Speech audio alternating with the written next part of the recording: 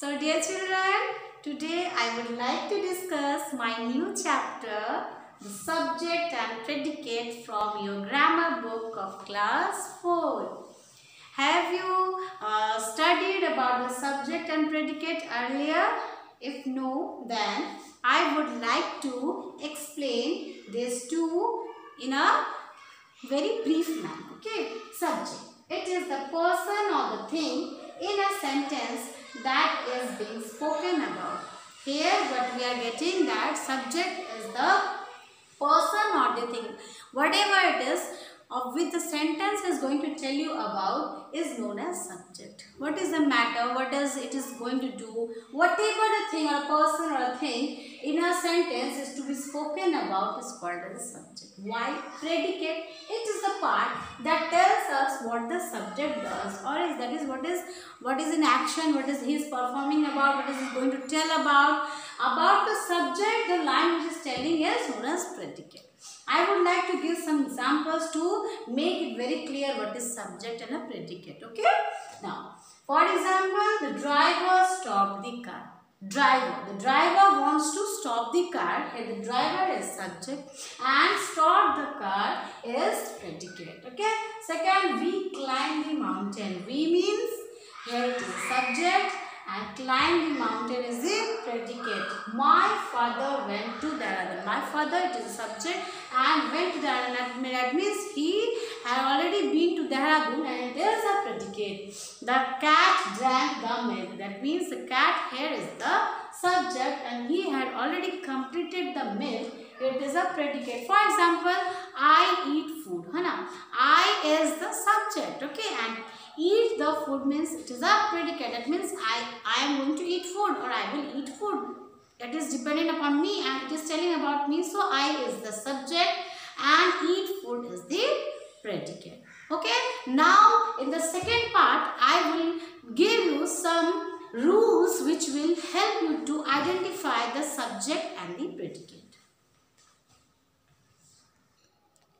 Now, as I have told you earlier, that I would like you to explain how to identify the subject and the predicate in a particular sentence. So here we will be learning some rules. Okay, we will be learning some rules. With these rules, it will be very much helpful for you all to easily understand what the line is about, whether the subject or the predicate. Okay. Now, rule 1. We can identify the subject of a sentence by asking question. If we are having a sentence and we are asking a question, we can easily understand where is the subject. That is, for example, if the question starts by who likes to eat Chinese? That means the subject wants to eat Chinese and we are not getting the actual subject here and we are using the question to ask, then the answer might be Shirin likes to eat Chinese dishes. That means Shirin is the main subject who likes to eat Chinese. Okay. Here who is the question which is to ask, and if the answer is Shirin, Shirin is the subject. Then by this rule what we are getting, that when we are asking question, then we are easily getting the subject of this particular sentence and the rest one is the predicate. Now second, what plus has a black dial. That means the question is arise that what is having a black dial? The answer is the watch has a black dial. That means what is having a black dial? The watch. Here the watch is the subject. Now this rule explains us that if we are asking question in a particular sentence and when we are getting the answer, we can easily identify what is subject and what is the predicate. Now the second rule, I would like you to explain the second rule. If a sentence is a command or a request, the subject is sometimes not stated.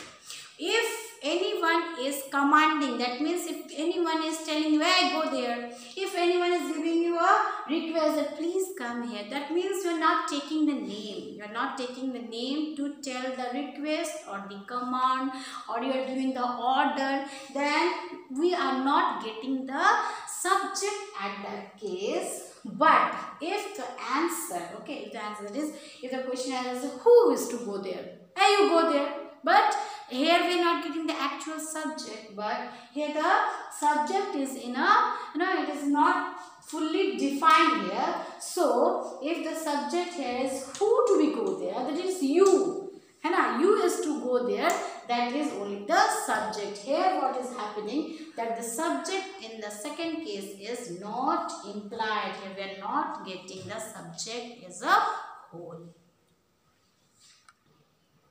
Now I would like to explain my third rule. Okay, here the third rule explains that we can identify the predicate of the sentence by identifying the part of the sentence that contains verb.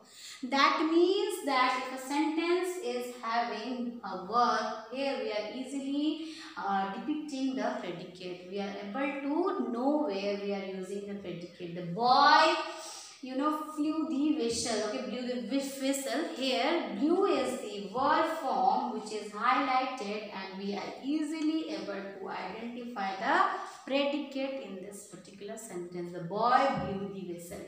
Blew is the verb. For example, I am using a kite. Okay, and where there is the verb where I am using. So this verb will be easily explaining about the predicate used in the particular sentence. Okay. Now, I would like to explain the last